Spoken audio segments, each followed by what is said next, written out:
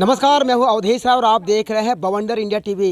इस समय हम हैं घोड़बंदर किला, जो एक गुमनामी में खो गया था, जिसे पूर्व उप महापौर मीरा भाईंदर के चंद्रकांत वैती और स्थानीय नगर सेवक भी हैं वो, जिन्होंने इसे जीवित रखा। आप देख सकते हैं हमारे पीछे दुर्ग, जहाँ पे अभी भी शिवराय का झंडा फड़क रहा है। और आज यहाँ पे शिव जयंती के अवसर पे उन्होंने एक रंगारंग कार्यक्रम भी रखा है। मैं आपको बताना चाहूँगा इस किले की जो कहानी है, ये 17वीं शताब्दी से है। ये इस किले का नाम क्यों पड़ा है, क्योंकि यहाँ पे जब ये किला बना था, यहाँ पे घोड़े यहाँ रखे जाते थे, जिसकी वजह से इस किले का नाम घोड़बंदर पड़ा था। आइए बात करते हैं यहाँ के प्रमुख उस उपस्थित के तौर पे भारतीय जनता पार्टी के जिला अध्यक्ष रवि व्यास इस और चंद्रकांत वैती से क्या कहना है उनका।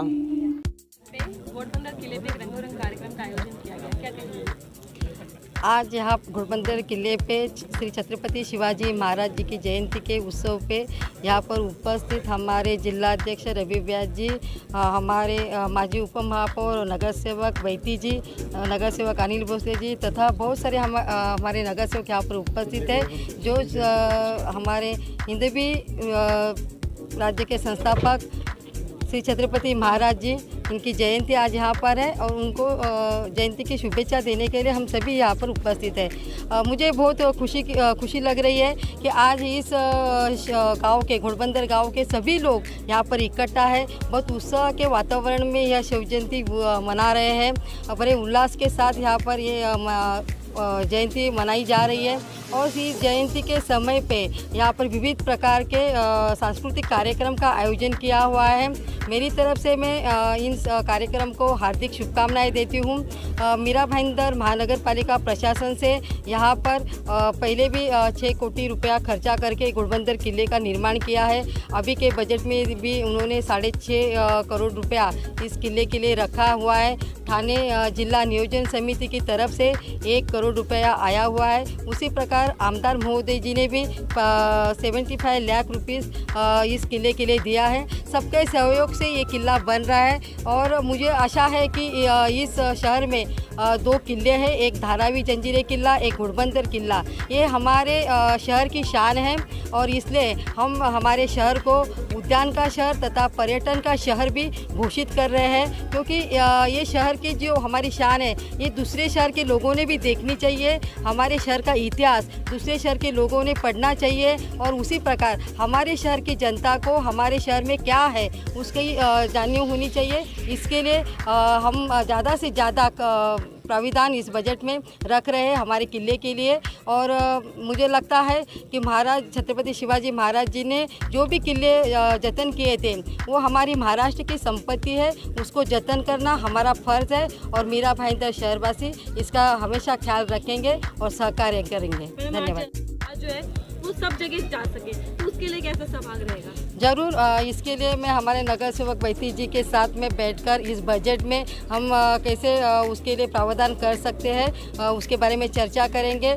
और अगर ये सब हुआ तो सही में सही माने इस शहर की शान बढ़ेगी और मैं कोशिश करूँगी इस बात का मतलब प्रावधान रखने के लिए।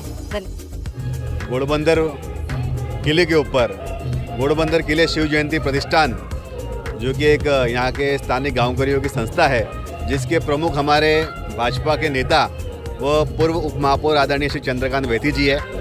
हर साल ये शिव जयंती का कार्यक्रम बड़ी धूमधाम से इस किले पे मनाते हैं और आज विशेषकर से सबसे खुशी की बात ये है कि वैती साहब के प्रयासों से और भारतीय जनता पार्टी के तत्कालीन मुख्यमंत्री आदरणीय देवेंद्र जी फडणवीस साहब और महानगर पालिका की निधि से और वैती साहब के अथक प्रयासों से आज इस किले का फिर से पुनर्निर्माण हो चुका है और यहाँ पे आज अपने आप के अंदर एक सुंदर किला ऐसा लग रहा है कि खुद आदरणीय जो हमारे छत्रपति शिवाजी महाराज है, आज वो यहाँ पे हमें आशीर्वाद देने यहाँ पे उपस्थित है। यहाँ की जो माटी है इतनी पवित्र है और जैसे ही हमने यहाँ पे स्पर्श किया, हमारे मन में एक उत्साह का वातावरण सभी कार्यकर्ताओं के मन में आया और बड़े सांस्कृतिक कार्यक्रम और जिस तरीके से वैती साहब आयोजन करते हैं इस शिव जयंती को, अपने आप के अंदर वो देखने लायक होता है। और आज वैती साहब ने हमारे इस मीरा भाईंदर के अंदर जो घोड़बंदर किले का जो इतिहास है वो पूरा इतिहास भी बताया, किस तरीके से ये किले का निर्माण हुआ था,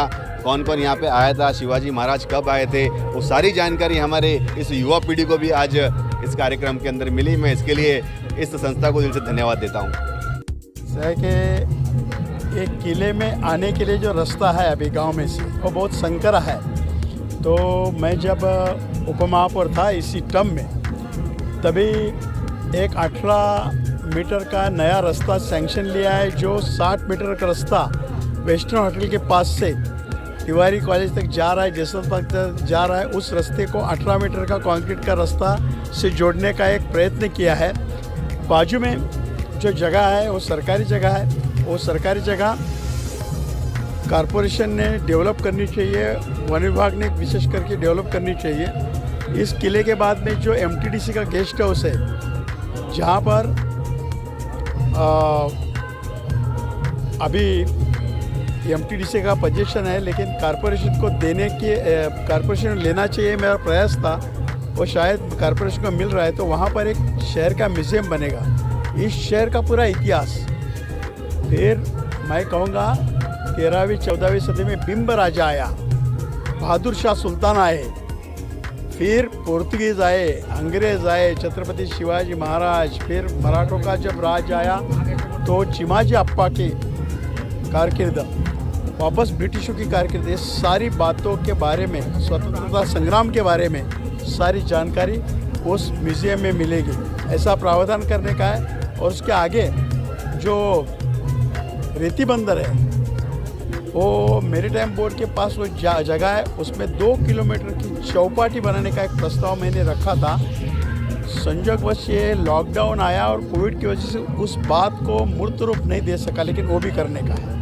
लेकिन किले के बारे में आपको एक बात जरूर कहूँगा कि अन्य किलों की तुलना में घोड़बंदर का किला अभी भी अपनी पूरी ताकत से खड़ा है। ठीक है, जैसे हमको बुढ़ापा आता है और हम थोड़े कमज़ोर पड़ते हैं, ऐसा कमज़ोर पड़ा हुआ किला महाराष्ट्र सरकार ने कॉरपोरेशन को दिया और कॉरपोरेशन ने पूरी लगन और पूरी ताकत से इसका काम कर रही है। इसके लिए मैं कॉरपोरेशन का बहुत बहुत आभारी हूँ। पार्टी के माध्यम से ही तो ये किले का फिर से निर्माण हुआ है। हमारे वेटी साहब भारतीय जनता पार्टी के वरिष्ठ नेता है, पूर्व उपमहापौर थे, और ये शुरुआती दौर से ही इस किले के पुनर्निर्माण के लिए प्रयत्नशील थे। और वेटी साहब का आज प्रयत्न ही है कि आप देखेंगे किस तरीके से आज किले अपने आप के अंदर जगमगा रहा है, फिर से मजबूती से खड़ा हो गया है। और आने वाले समय के अंदर इस किले को एक महाराष्ट्र के अंदर एक नई पहचान मिलेगी और एक मुख्य पर्यटन स्थल के रूप के अंदर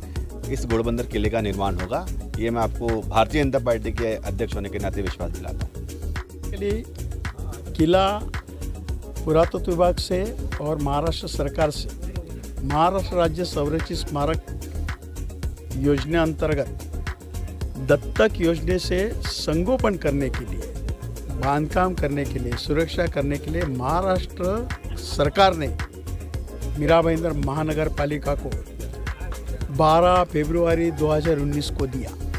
मीरा भाईंदर महानगर पालिका ने पहले जो ठहराव किया उसमें 5,47,05,553 रुपए की पहली राशि इस किले के लिए मंजूर की। फिर निधि कम हो रहा है, फिर इसको निधि देने की नौबत आई, फिर निधि दिया। अभी फिलहाल 33 लाख रुपए और मंजूर किया है। ये आगे की दीवार है उसके लिए। और अभी आने वाले बजट में एक नया प्रावधान कर रहे हैं, उसमें 6 करोड़ रुपए का नया प्रावधान कर रहे हैं। अभी तक कॉरपोरेशन ने इस किले पर 8 करोड़ रुपए खर्चा किया है, जिसमें से कई लोगों ने कई बातें हवाई फायर की तरह की कि हम इतना निधि ला रहे, उतना निधि लाए। निधि कुछ लाया नहीं। जिला नियोजन समिति का 1 करोड़ रुपया है। और 2022 में यहाँ के स्थानीय आमदार जो पिछले 15 वर्षों से यहाँ के आमदार हैं, प्रताप सरनाईक साहब, उन्होंने पहली बार 2022 में जहाँ से हम बुरुज चढ़ते हैं, जो स्टेप्स बना है, उसके लिए 20 लाख रुपए का निधि सैंक्शन किया। जहाँ पर स्टेज है वो निधि दिया और इधर एक 20 लाख का एक निधि से गार्डन बना दिया। और सत्ता है तो पर्यटन मंत्री को लाएंगे, और लाया तो कोई बुरी बात नहीं, कोई गलत बात नहीं है। लेकिन मैंने भी सुना था कि आदित्य ठाकरे साहब यहाँ आ रहे हैं, लेकिन किले का काम ये अधूरा है, इसकी वजह से रुक गया। किले का काम कॉरपोरेशन ही कर रही है। तो कोई बात करने की, घोषणा करने की, लेकिन मेरा दायित्व क्या है? जो लोक प्रतिनिधि जिस क्षेत्र को बिलोंग करता है उसने मेरा दायित्व क्या है, इस पर पहले गौर करना चाहिए। जैसे कि आपने देखा इस किले की जो कहानी है 17वीं शताब्दी की कहानी है। ये किला काफ़ी जूना है।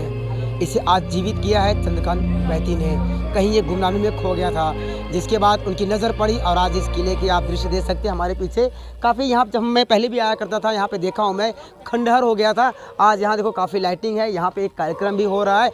मैं आपको अगर रात में होता मैं आपको ऊपर का भी दृश्य ज़रूर दिखाता कि ऊपर से अगर आप देखेंगे तो पूरा मेरा भाईंदर शहर दिखता है। उन्होंने एक और मांग कही है कि यहाँ पे एक सामने कुछ एक बंगला है जिसे म्यूजियम बनाने की उनकी एक मांग है मनपा से और सरकार से, क्योंकि इसे एक पर्यटक स्थल के रूप में देखा जाए और यहाँ के जो बच्चे हैं अपने इतिहास को जाने, लोग पहचाने, क्योंकि इतिहास कहीं अपना खो गया है, उसे वापस से जीवित किए हैं और लोग जाने, उनकी यही मांग है। और इसे एक प्रमुख एक पर्यटक स्थल के नाम से जाना जाए, इनकी ये डिमांड है। बॉर्डर इंडिया के लिए और देश राय की रिपोर्ट।